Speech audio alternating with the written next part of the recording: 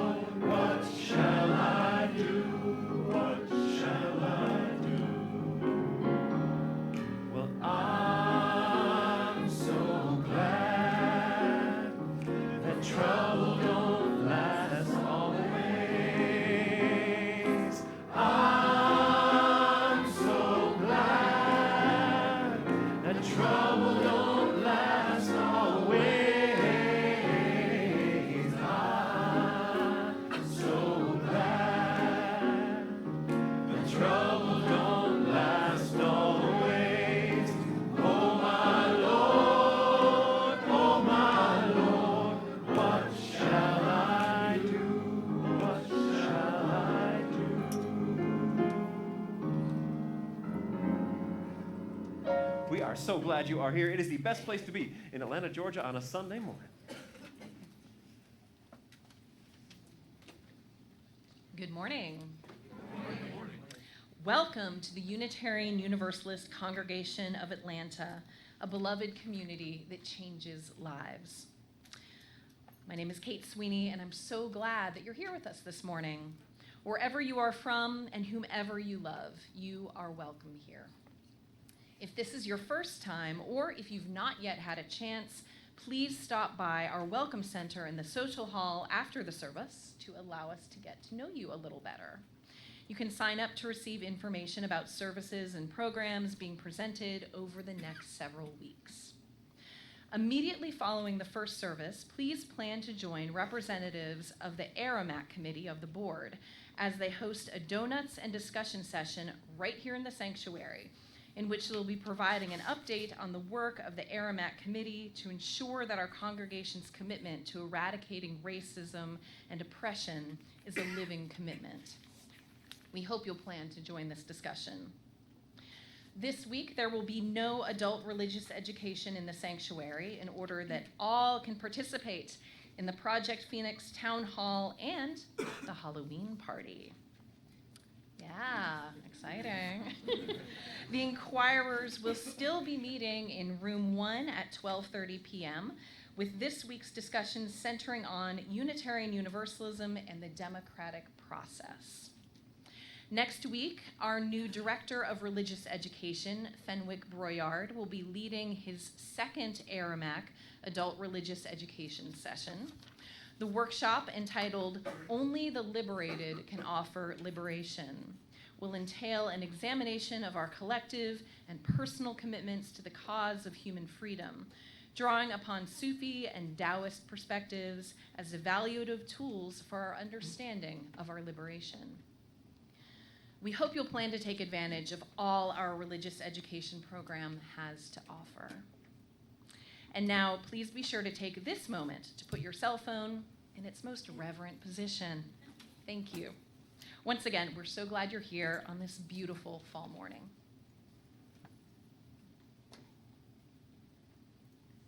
And I'll come back up. Let's say the chalice lighting words together, printed in your order of service or up on the screen. May the light of this flame illuminate our tradition of seeking, invite all who yearn for acceptance, and ignite our passion for justice and peace. Light of our chalice flame also represents the warmth of community. So won't you please turn to someone close to you and welcome them into this holy and spooky space this morning.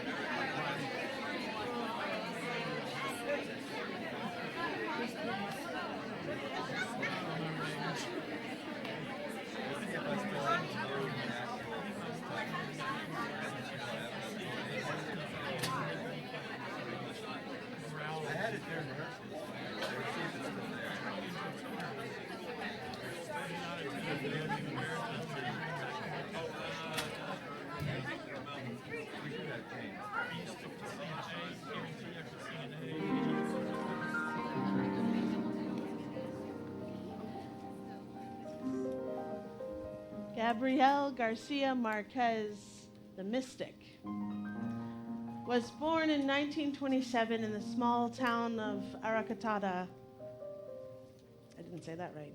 Aracataca, situated in a tropical region of northern Colombia between the mountains and the Caribbean Sea. He was raised by his maternal grandparent. His grandfather was a pensioned colonel from the Civil War at the beginning of the century. He went on to a Jesuit college. He began to study law, but his studies were soon broken off for work as a journalist. In 1954, he was sent to Rome on assignment, and then spent most of his life after that living abroad in Paris, New York, Barcelona, Mexico. In 1982, Marquez was awarded the Nobel Prize in Literature. He died in 2014. Join me as we enter Marquez and the House of Spirits, spirits of ancestors, as we journey across family stories of love, escape, war, passion, and imagination of what lies beyond death.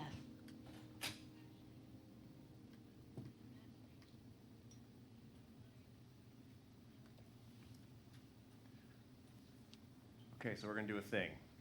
This is the first ever collaboration between our Treehouse Choir and our new UU Moves movement choir. So exciting. The piece the choir will be performing is called Immortal Bach. It is the first 8 bars of Bach's motet Komm süßer Tod, Come Sweet Death. The words and notes will always be sung in the same order, but not always with the same rhythms between the sections. It's a thing.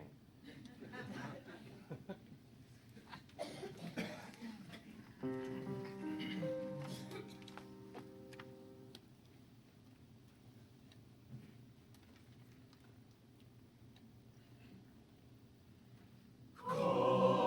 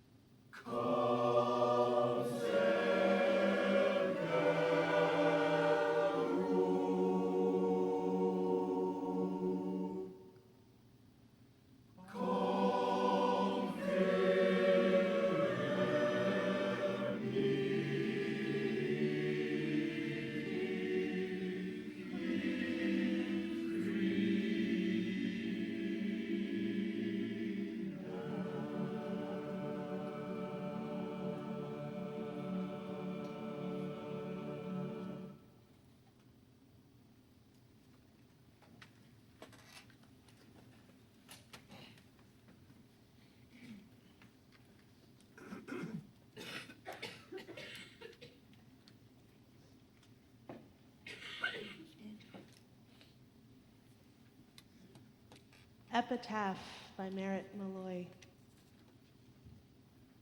When I die, give what's left of me away to children and old men waiting to die. And if you need to cry, cry for your brother walking the street beside you. And when you need me, put your arms around anyone and give them what you need to give me. I want to leave you something better than words or sounds. Look for me in the people I've known and loved. And if you cannot give me away, at least let me live in your eyes and not your mind. You can love me best by letting hands touch hands, and by letting go of children that need to be free. Love doesn't die. People do. So when all that's left of me is love, give me away.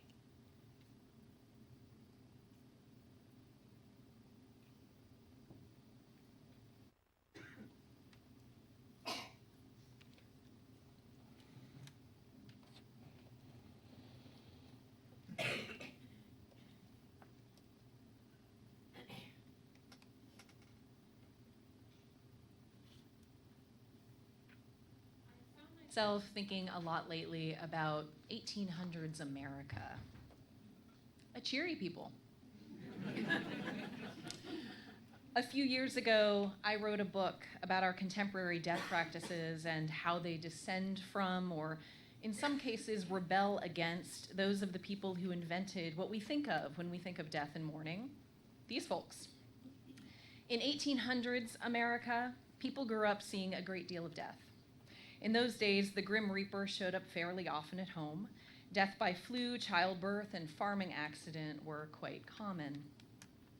In this scenario, dying at home was what people preferred. Think of it this way: you knew you were going to die. You had grown up seeing death your whole life. You just hoped that when it happened to you, you would be in your own bed. This hope evolved into an ideal known as the good death. Death at home, surrounded by loved ones, and ideally saved. In one form or another, the good death found its way into books, plays, later even movies. Love story, anybody? Yeah. And it all stemmed from evangelical Christianity. Quick bit of history here. The Second Great Awakening had, one, reframed death as a time of reunion with dead family members, and two, recharacterized Jesus as a friend. This was a stark contrast to the old New England Protestantism, in which we were all just sinners in the hands of an angry God, bound by sin on one side and predestination on the other. Now Christians had agency. You could decide, I'm going to be saved, and you would go to heaven. And it was a pretty cool place now, right? But what hadn't changed, the focus was still very much on what happened after you died, not before.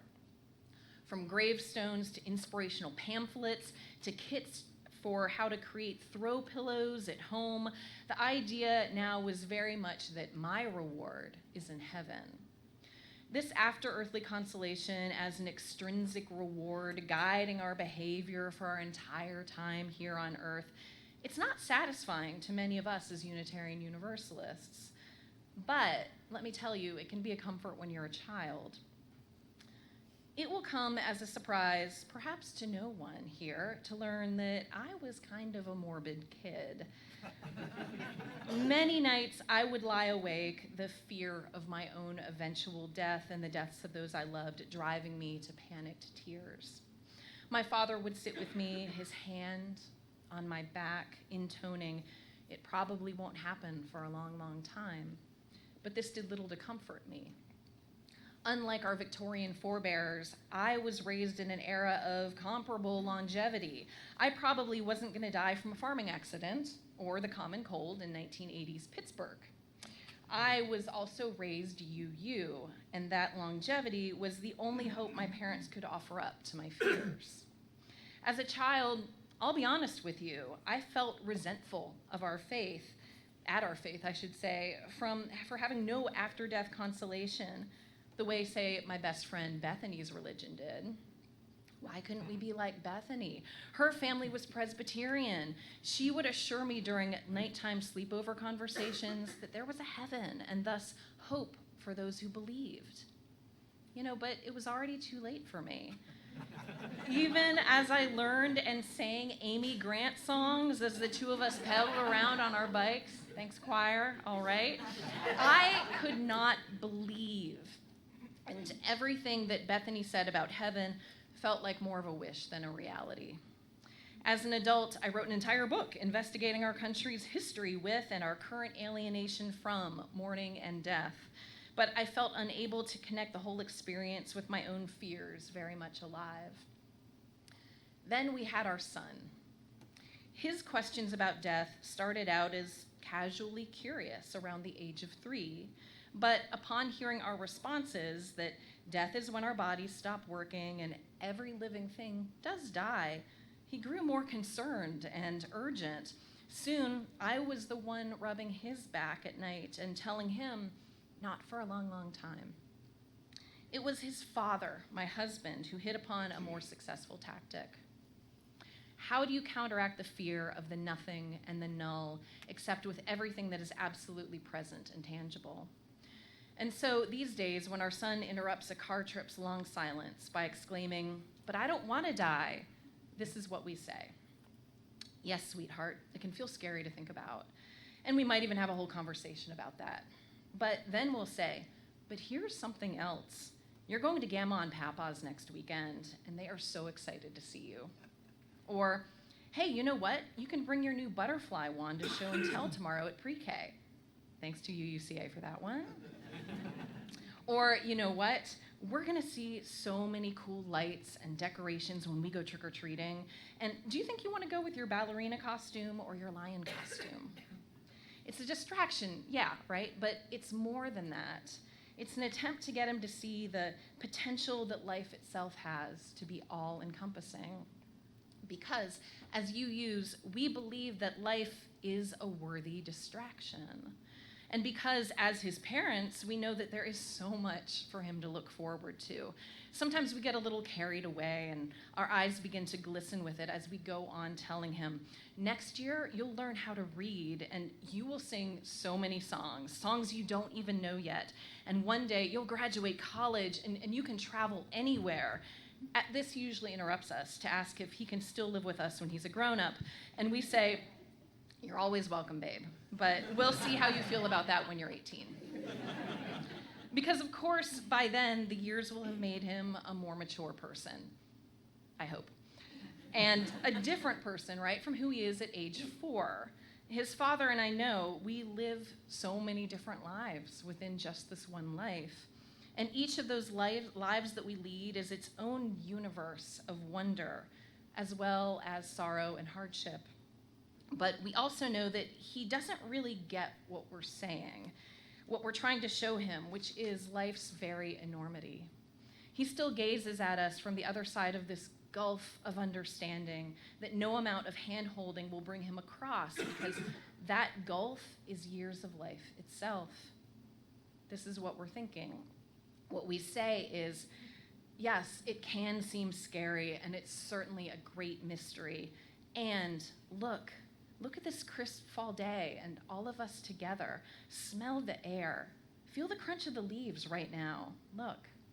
And guess what? This Christmas in Pittsburgh, there might be snow. And this cataloging of earthly wonders from the mundane to the monumental usually does the trick, usually shifts the conversation. I've realized that this practice of resetting our son's focus has become an act of faith and a comfort to me. Because, of course, Unitarian Universalism is utterly rooted in this world. Rather than dismissing our earthly pain and joys in favor of whatever comes next, we are encouraged to engage fully with both the world's myriad traumas and its crisp fall leaves. And here's where at least part of my own comfort lies. Just as my spouse and I cannot completely bridge with words that gap between our understanding and yours, my son, of the magnitude and complexity held by even your one single life, I can't help but think that there's an even greater complexity that I myself cannot grasp, a complexity that's part and parcel with the great mystery of all of existence. In the meantime, there's work to do here, and fall leaves. Or, as Gabriel Garcia Marquez writes in 100 Years of Solitude, it's enough for me to be sure that you and I exist at this moment. So may it be.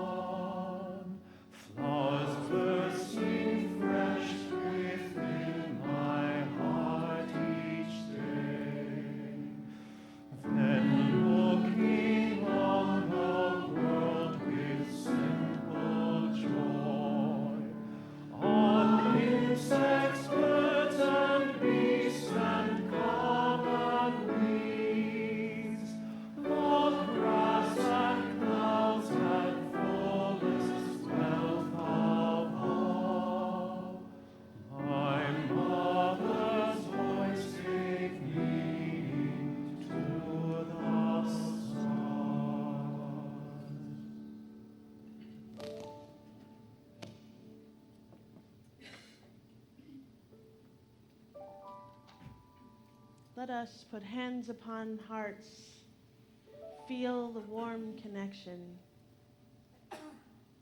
Let love in this moment flow. Say to yourself silently, I will love myself. I will love others. And that love will heal the world.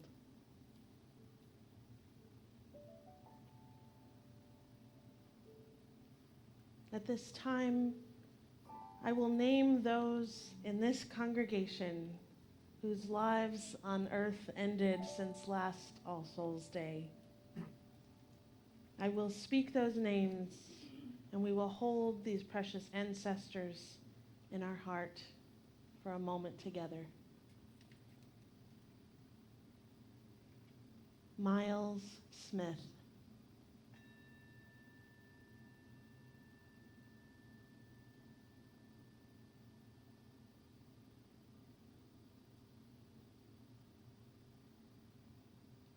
Olivia Kappas.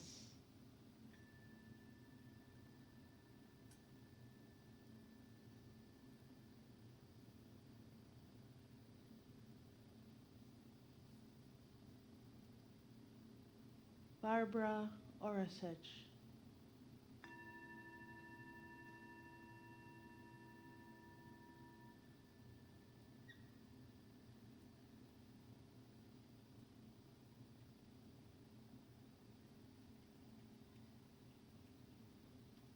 Fred Vermillion.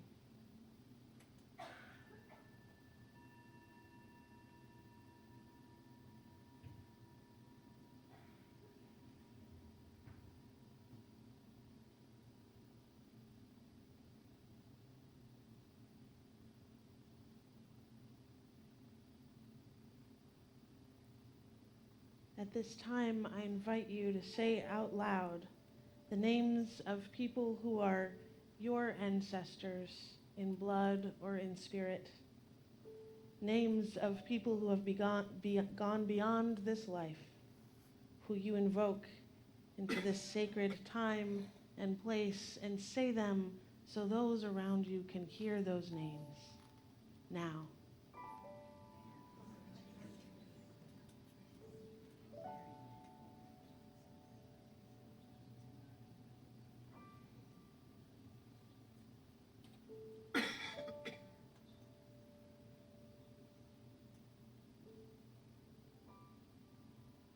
As humans have gathered for millennia, so we gather on this day to gently surrender to something beyond ourselves, to humbly acknowledge our mistakes, to ask forgiveness,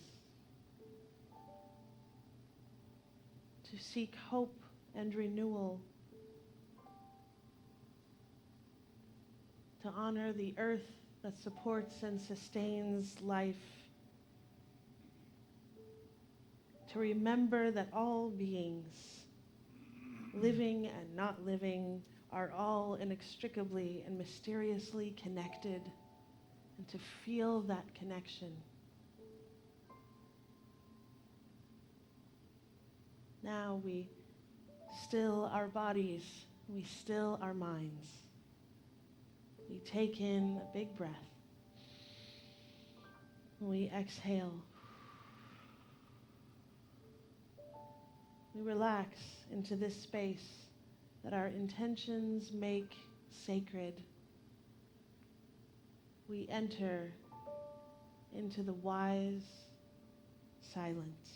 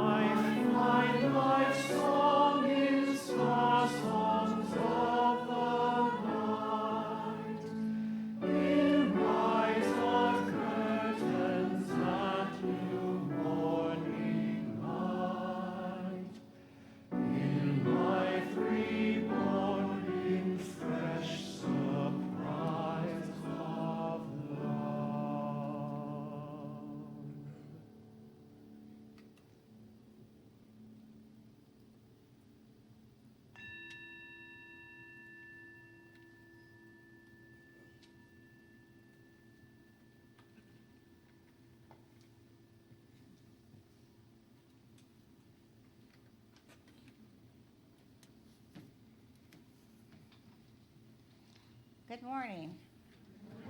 I'm Karen Lindauer. During my 40-plus years of UUCA membership, I've experienced many of life's challenges and transitions, both joyful and painful. Through it all, UUCA members and staff have been my community, nurturing, supporting, and comforting me as life progressed.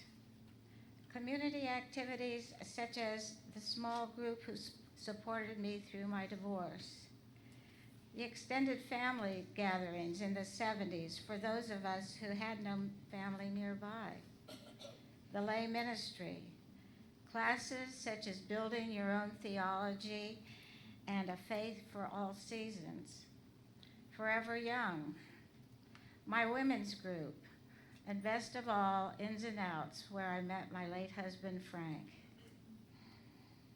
This congregation and our friendships here have been vital to guiding toward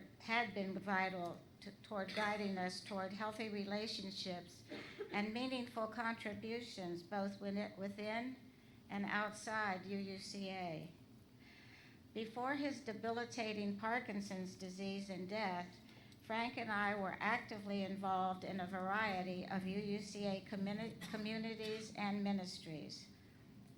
Frank was especially passionate about the stewardship campaign and annually helped with the sweep, contacting those who hadn't pledged during the campaign. John Guyton will confirm that Frank pursued his role with vigor. Because of this precious community and the personal growth we experienced over our 32 years together, Frank and I both were guided and supported through his illness and dying. While Frank certainly didn't want to die, I felt that he had a good death. He was in a cheerful and caring facility. His hospice team was remarkable, and he had a therapist he dearly loved. He enjoyed visits of close friends. His daughter got to tell him goodbye, and he felt he had reconciled with his estranged son. During his last hours, we listened to UU hymns on YouTube as I sat on his bed and held his hand. We need one another when we come to die and would have gentle hands lead us on our way. Because this community was that for Frank and me, I continue to pledge and increase my pledge a little every year so others may experience that community. To make your annual pledge for 2020, please visit the stewardship table in the social hall after worship, or make your pledge online at uuca.org. And now for today's contributions to this beloved community, this morning's offering will now be given and gratefully received.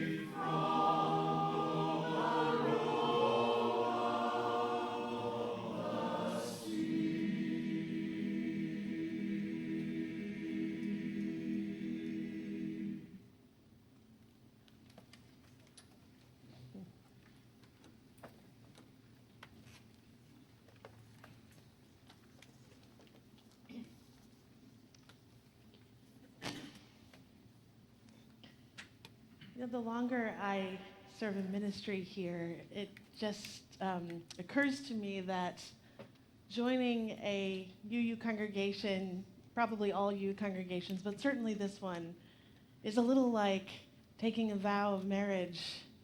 I give you my life, my gifts, my dreams, my talents, my joys, sorrows, in sickness and in health. Except for that till death do us part thing, because I believe that this relationship that we have extends beyond life. If you look around, these are the people who can take care of you in life, do spiritual work with you, answer the big questions of life, but they're also the people who will take care of you in death, and we'll be talking more about that. So to have a place to live is incredible, but to have a place to die and people to do that with, what a blessing. Many blessings on this gift. May it go far and wide, spread love and authentic spiritual work, the kind we're doing here, but may it spread that wherever this gift touches. Blessings on this offering. And now, please join me in the dedication of the offering, which is found in your order of service and up on the screens. To the work of this congregation, which is weaving a tapestry of love and action we call community, we dedicate our lives, and these are our offerings.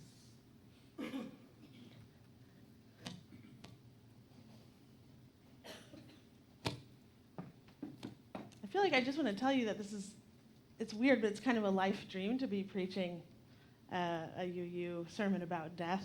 And now I'm feeling like this should be a whole series. I mean, that might be a lot for you, but I've just been really excited about this. So I'm going to open with a fairly long excerpt from Gabriel Garcia Marquez's incredible work of literature, 100 Years of Solitude. She was tying a colorful string of chatter together, commenting on things from so many separate places and so many different times, so that when her great-great-granddaughter Amaranta returned from school and Aureliano grew tired of the encyclopedia, they would find her sitting on her bed talking to herself and lost in a labyrinth of dead people. "Fire!" she shouted once in terror, and for an instant, panic spread throughout the house. But she was describing the burning of a barn that she had witnessed when she was 4 years old. She finally mixed up the past with the present in such a way that in the 2 or 3 waves of lucidity that she had before she died, no one knew for certain whether she spoke about what she felt or what she remembered. Little by little, she was shrinking, turning into a fetus, becoming mummified in life, to the point that in her last months, she was a cherry raisin lost inside of her nightgown. And in the arm that she always kept raised looked like the paw of a Marimona monkey. She looked like a newborn old woman. One Palm Sunday, they went into the bedroom while Fernanda was at church and carried Ursula out by the neck and ankles. "Poor great-great-grandmother," Amaranta said. "She died of old age." Ursula was startled. "I'm alive," she said. "You can see," Amaranta said, suppressing her laughter, "that she is not even breathing." "I'm talking," Ursula shouted. "She can't even talk," Aureliano said. "She died like a cricket." Then Ursula gave in to the evidence. "My God," she exclaimed in a low voice. "So this is what it's like to be dead."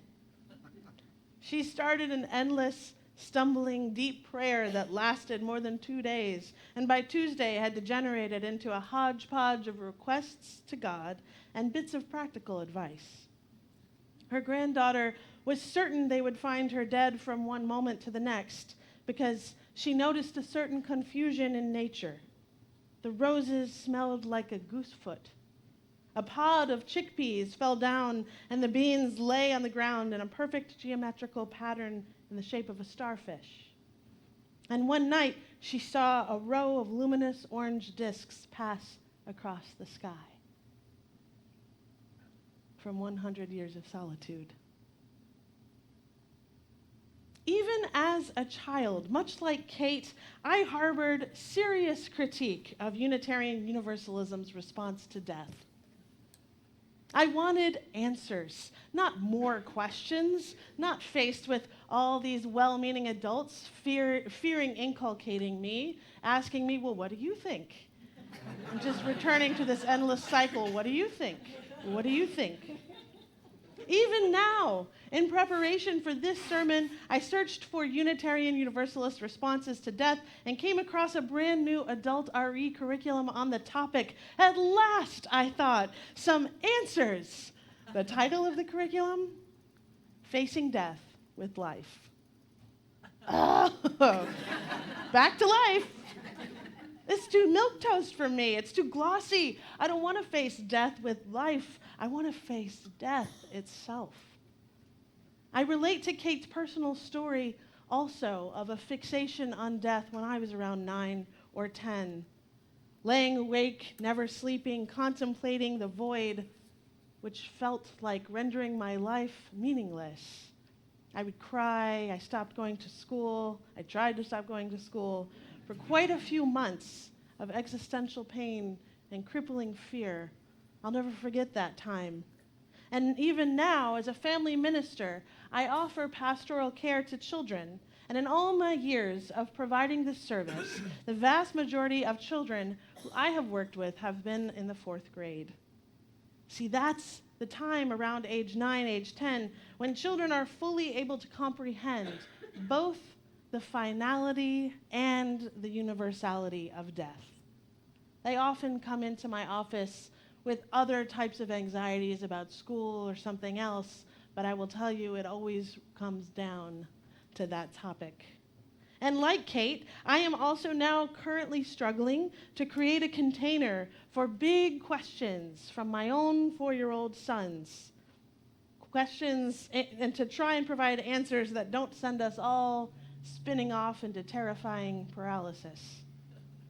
I mean, I kid you not. Even as I wrote these words the other day, I had just overheard my son ask my husband if Obi-Wan Kenobi has gone to God. Followed by, but Dad, where is that? I mean, where is God? Is it a twinkle in your eye? Who was I, by the way, before I was born? I mean, let's just say this is an overwhelming stage of life. And it's what often gets people into doors of Unitarian Universalist congregations, these terrifying questions from children. My own sister was very precocious, morbid child at age 4 or 5. Otherwise, I probably wouldn't be here today. The storylines of Gabriel Garcia's body of work feature ghosts. Ghosts who propel the narrative forward. Hauntings in his books are not a source of terror, but of momentum.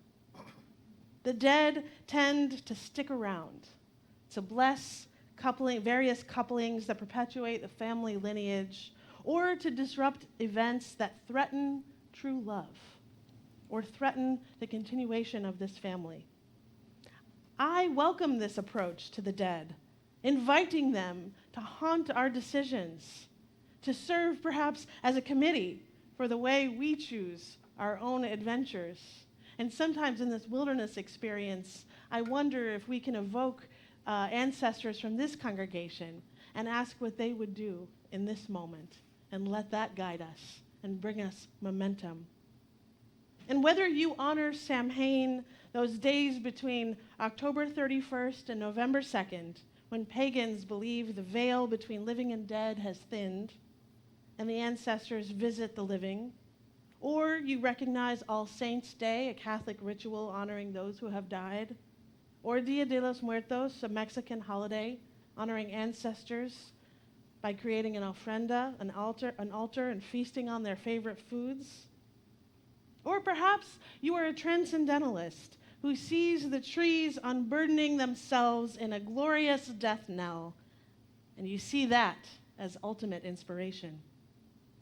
After all, if we are to look at the autumn leaves, it's like the canopy that has enfolded us all summer long is now breathing a long, raspy final breath. But contained within that breath is the most beautifully wise sentence ever spoken. So to everything there is a season, and this is the season of honoring death. And that's important to me, because while Unitarian Universalists tend to spend our energy celebrating life, the gift of life, and improving life for others, I think we must annually claim a religious holy day to honor and spiritualize death. And I intend to do that here. Many of my reasons for doing this are practical, because when they are alive, people should know they will be honored and they will be remembered here in their congregation long after they have left it. And they should rest in knowing that day will come around. And their children can rest in knowing that day will come around where we will invoke that person's memory, their name. Their stories will be shared. Taking comfort in the knowledge and resting in the inevitability that their life will return to the congregation's heart each and every year, that is part of what we can do to ensure a good death, however the dying happens. And our Unitarian Universalist celebrations of life are some of our most evangelistic opportunities. They are times when, rather than focusing on what comes after, we collectively look back at the person's life, enjoy and love, fondly remembering the funny, the beautiful, the inspiring gifts of the life that was lived. And that's nice. I don't want to mess with that. I think that's a great thing that we do. But what of the death? And what of the rest of us? Historically, I often speak of Unitarian Universalism as a teenager, its voice still cracking with uncertainty, always looking for ways to rebel and anger an authoritative presence wherever it may be. And while our celebrations of life are beautiful, they are positive and healing, there is something we are missing before moving on, a necessary step in the dying, deathing, mourning, and healing process. Some of you know in 2014, I received the Foz Fellowship. This is a program and institute at Meadville Theological Seminary to study something related to religious education for an entire year. And I spent that year studying various death and mourning rituals. Ultimately, I developed a kind of a Shiva experience for Unitarian Universalists. I'm open to better names than this, but right now it's just called UUMourningandhealing.com. You can go there. It's a website. One significant feature of the UU rituals of mourning is that they happen in the home. And the family takes 6 days off of work to spend receiving members of the UU congregation or friends or family in that time. When I first presented this at General Assembly, there were gasps in the crowd. 6 days off of work. Now this is an important feature of the mourning rituals because it represents a break from secular life. And there's no other Unitarian Universalist observance that demands our attention apart from the secular world. All other religious observances adapt to our secular schedule. But this is an opportunity to truly rest in the loss. To take 6 full days gives the family reprieve from the tyranny of returning to normalcy before they are ready, offering a more intentional and peaceful path through grief. Because we know there is society's time and there is God's time, or the soul's time. And God's time will be claimed one way or the other. Each evening, or at any convenient time, people will gather for a worship service in the home each of these 6 days. The worship experiences draw from our 6 Unitarian Universalist sources. That's why there are 6 days. And so the first is the day of wonder, followed by the day of prophets. Then comes the day of ecumenical wisdom, the day of scripture, the day of reason, and finally the day of returning to earth. The liturgies for each of these days include UU hymns, prayers, poems, and litanies from each of those 6 sources, along with focused storytelling about the deceased. It is 6 days because each life is monumental, unfathomably huge, and could never be contained within a couple of hours of a memorial service, and of course cannot be contained in 6 days either. And for the one who is dying, for the one who is dying to know that your family, your friends, and your congregation will surround your house with photos of you, will spend time singing all your favorite songs, reading your favorite poets and authors. They will light a chalice and invoke your memory, tell stories about you, and offer each other comfort. Well, that will offer comfort to the dying as well. For them to know that they will be held and comforted even in those days after death. In this way, we can imagine our death will not be a source of confusion and anxiety for ourselves and our family. Like the 110-year-old matriarch Ursula in 100 Years of Solitude, it was a source of confusion and anxiety for her, but instead we can prepare for our death, face it with wonderment, with awe, perhaps even with a UU ethic of gratitude. We can take our teenage religion and give it an assignment, a homework assignment. Face death. Create a religious response to death, to grief, not just life, but really face death. I know our faith can do more than it does. It can inspire hope and spark the love of community within the most challenging moments. And I know 6 days can seem like a lot. But 100 years from now, this UU mourning process will be totally normal to all of us. That's what I keep telling people. This is how we make a home for ghosts, for spirits, for the love that sustains far beyond a single life. But before all that, before we make a home for each other, for the dying person, and for the death itself, we do know that we have so much to do on our own and together to craft a life worth dying for. May it be so. Amen.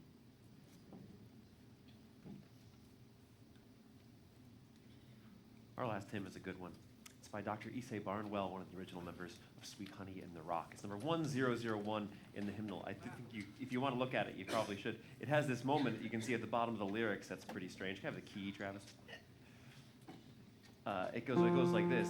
Za, whoosh, ah, whoosh. Can you try with me? Za,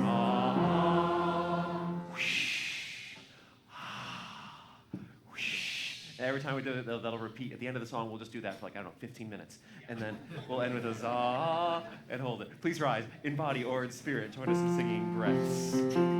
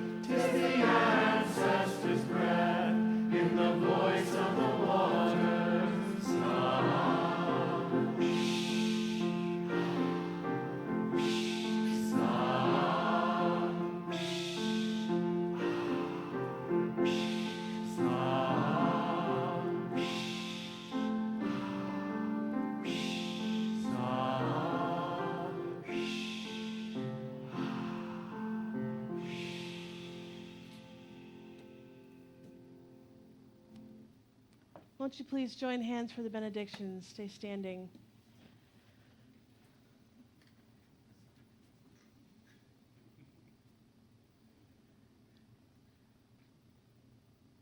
So take a breath together.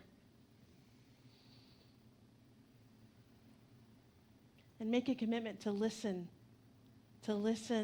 deeply to the voices of the ancestors in your life, of this community's life, but in your own life. Listen deeply, for the dead are still speaking. So take that breath out into the world and let it lead you towards love, towards a life worth dying for. Go in peace. Blessed be.